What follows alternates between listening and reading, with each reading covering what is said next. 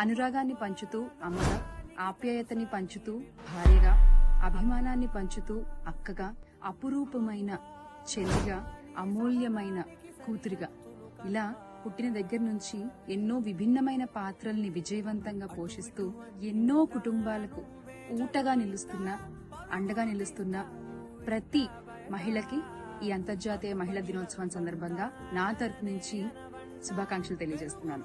Happy women's day.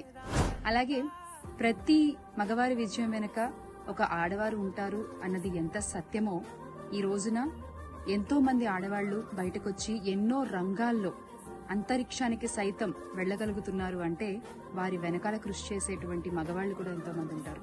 వారికి కూడా ఈ అంతర్జాతీయ మహిళా దినోత్సవం సందర్భంగా కృతజ్ఞతలు తెలియజేసుకుంటున్నాము.